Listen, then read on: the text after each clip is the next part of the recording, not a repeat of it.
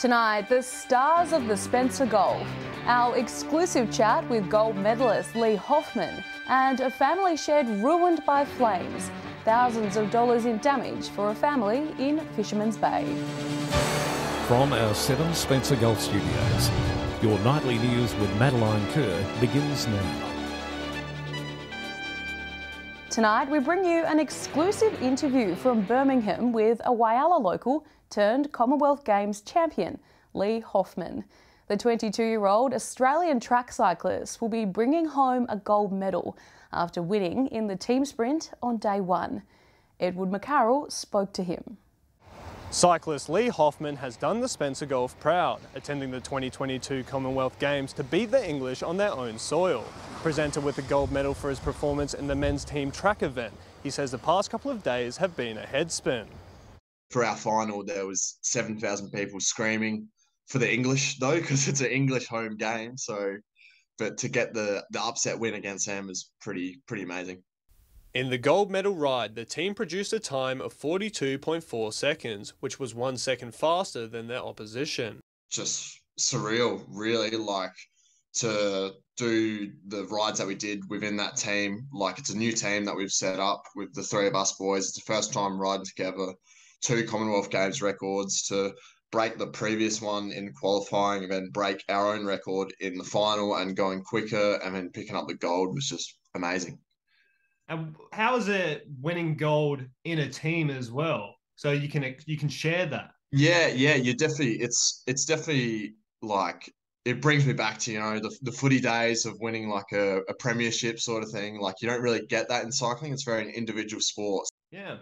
And tell me about the sort of work that you've been putting in the lead up to the Commonwealth Games, and has that all paid off now? Oh, yeah, the work honestly never stops. Like, I've been with the Australian cycling team for 2 years, basically training full time. Like, it's event after event. Like, it's a bit harder with COVID and whatnot these days, but yeah, I don't really get much time off. So when people ask me, "Oh, have you putting in work lately?" Like, putting in work all the time, year in, year out. The $105 million track he raced on, a slight step up from his old stomping ground of the Whyalla Velodrome, but he says his hometown holds a special place in his heart. Like, it's a bumpy old track, but I love it. It's what I started racing on. Used to love Friday nights there racing, and then also going to Adelaide and racing.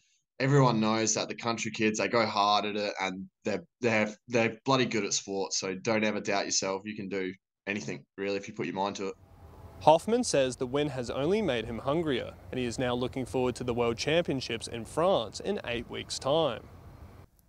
A couple in Fisherman Bay experienced a true nightmare last night.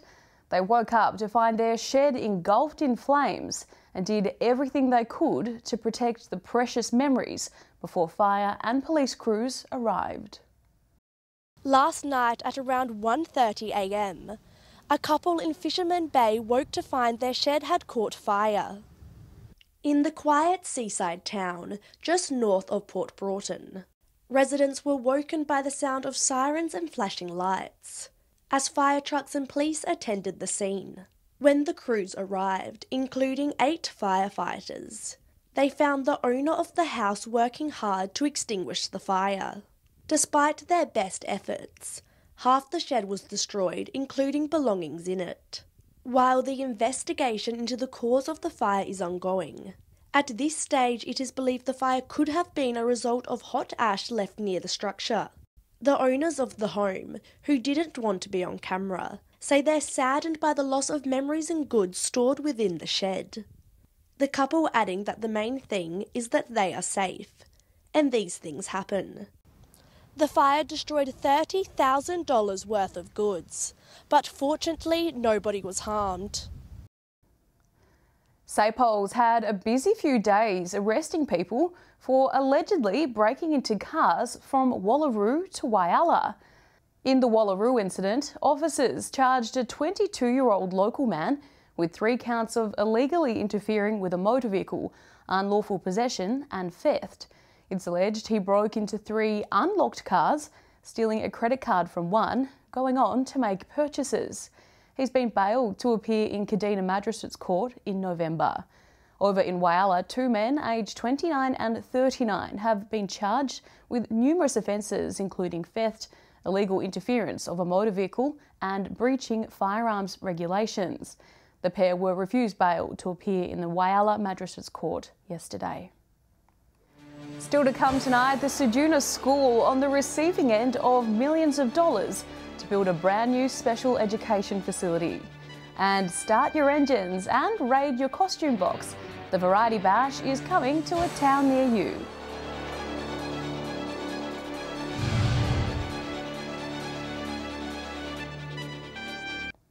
Welcome back. The Ceduna Area School will finally receive funding for a new special education facility, taking the strain off the local library.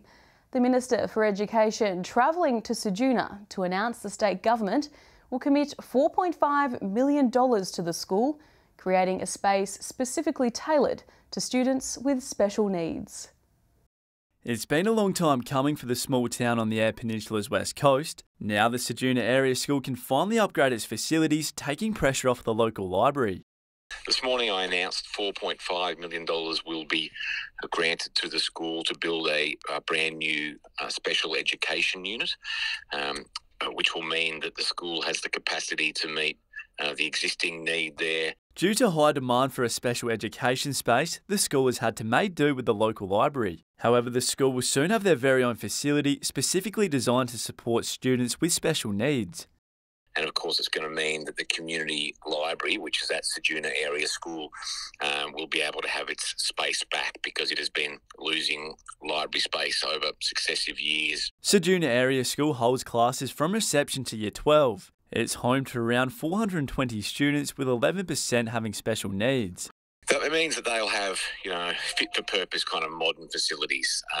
Students there currently who have additional needs will receive the high-quality, inclusive education that we want them to have. The school's principal, Andrew Gravestock, says it's an exciting prospect for the town, and it's an opportunity for both the public library and special education program to flourish on their own, in turn benefiting the wider community. Planning of the new facility is now underway. I want to make sure that what we build with that money is what the community wants. I don't want to make this commitment and then we don't build something that the school is happy with. So I make it clear to them that they will have an important role to play in working with the architects. Henry Millick, 7 Spencer Golf News. The SA Variety Bash is back for another year, this time with a different route. The classic cars now stopping into Whyalla to say hello. Community members are being encouraged to come and cheer for our hard-working fundraisers as they pull into town. Putting the pedal to the metal for a good cause. In 2 weeks' time, the annual Variety Bash will hit the road and travel over 2,460 kilometres around regional South Australia. Many of the classic cars they are travelling in are more than 50 years old and may need to be pushed to get them across the finish line. Over 250 entrants will participate in the colourful event, raising much needed funds for local kids who are sick, disadvantaged or living with a disability. To spread some joy, each team has their own theme, wearing costumes as they travel through the outback before arriving in Whyalla. It's a really interesting social experiment, if you like, is that, the 350 people cohabitate for 8 days and nights together, and there's not a cross word. There's been a lot of work going on. We're very excited about this event, and I know that you guys are as well because the phone's been ringing hot. Look, the route's complete. The cars will cross the start line in Adelaide, travelling to towns such as Roxby Downs and Glendambo. The convoy is scheduled to arrive in Whyalla on Friday the 19th of August, Day 7 of the event. Locals are encouraged to come out and watch the parade of 72 unique vehicles pull into town. The convoy using the stop to load up on fuel and food before hitting the road again and heading out west. It's about $80,000 plus of economic benefit that is injected into communities every day through the bash. Edward McCarroll, 7 Spencer Golf News. Stay with us after the break. Walking a Country Mile, the new incentive to help those experiencing homelessness in regional areas. And in another effort to revitalise South Broken Hill, a 24-hour servo is coming to town.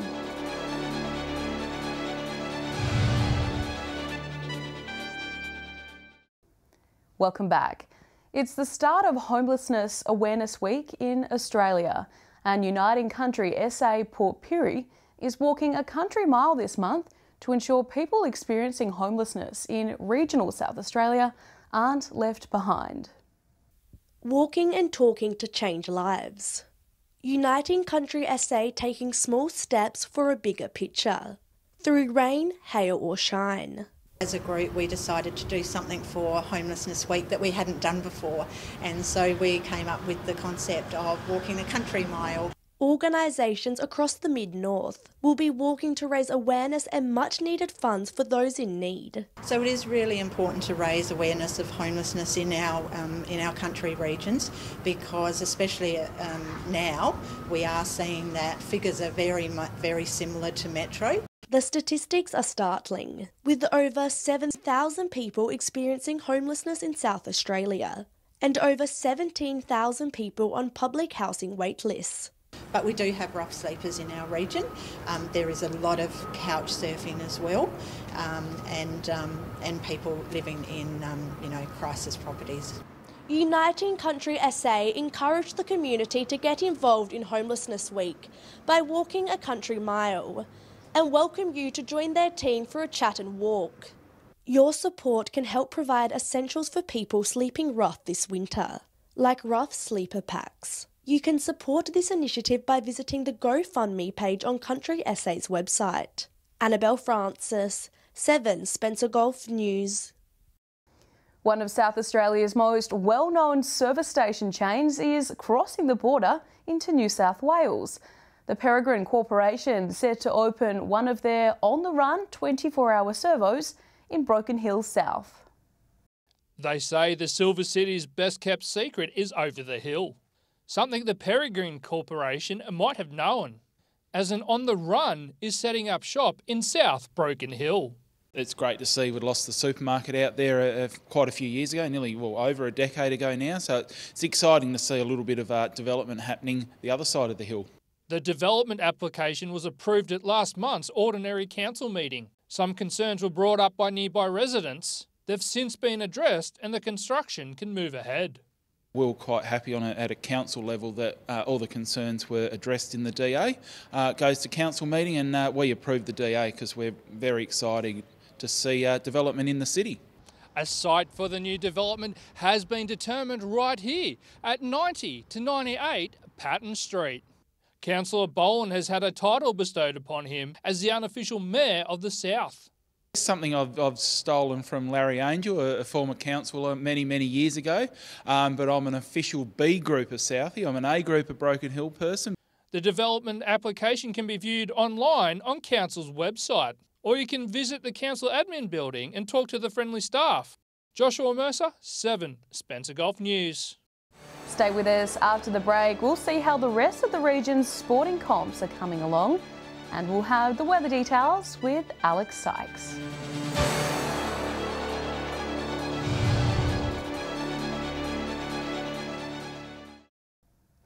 Welcome back. Spencer Golf athletes are not only doing well at the Commonwealth Games, they're also killing it in the local competitions. Like footy, these sports are nearing the end of the regular season, and it's time for contenders to emerge. Joshua Mercer has this week's Sports Wrap. There were some big scores in soccer over the weekend as the top sides asserted their dominance over their competition. Starting off with soccer in Port Lincoln, and South Coast had a good win over Lincoln City Raiders, 5-1. Luke Pearce, Tate Gannott, Andreas Valdez and Peter Sturman all kicking goals, with the Raiders also kicking an own goal. The Raiders player to score a goal was Tyler Dowdle. Luke Pearce and Andrew McCaig were South Coast's best, while Cole Turner put in a good performance for the Raiders. In the other game, Lincoln Knights were not to be outdone by South Coast as they racked up a 4-goal win, beating Sequel Masters 6-2. Dan Harders, Luke Freers, Sven Dietrich, Mick Higaria, Intia Berto and Marcus Vivian all kicked goals for the Knights. Sam Littlemore kicked 2 for Sequel. Vivian and Frears were the night's best, while Littlemore stood out in a losing side. Moving on to Whyalla now, and we saw some even bigger scores with Steel United down in Croatia 6-0. In the association's other game, the Whyalla Wanderers down Westlands United at 7-0, while the Lions had the weekend off. Changing gears to netball now, and in the Port Lincoln Netball Association, WAYBACKS have kept top spot on the ladder with a 10-point win over Imperials, 45-35. In the other match, Wanilla Rangers had a 20-point win over last-placed Boston, 55-35. In Port Pirie, and Blue WREN had a big win over the lowly Port, 86-31. The second match saw competition favourites Central Risdon beat SM Celtic, 59-44. Out of 13 matches, Central Risdon have only lost 1 game. Netball action in Whyalla saw Kiwi A-grade have a massive win over Rapina, 69-22. True Blue were too good for Ravens, winning 56-21. And in the closest game of the weekend, Warriors A-grade just got over the line, beating YCW 33-32 to go 4 points clear on the ladder. And finally, in Port Pirie volleyball, Hammer Time were too good for CTTPE 3-love. Reese Meyer and Ada Gillette were Hammer Time's best. Josh Ross and Steph Richards, CTTPE's standouts. And in the other match, Title of Your Set tape defeated the Mad Lads 4-love. Set were best served by Bella Ohms and Josh Haggard, while Harry Johnson and Kurt Eldridge did the Mad Lads proud. And that's it for this week's Sports Wrap. If you'd like your sport to be featured in our bulletin, contact us through our Facebook or Instagram pages. Time now to take a look at what's happening in the weather with Alex Sykes. Alex, a severe weather warning is still in place for the Spencer Gulf.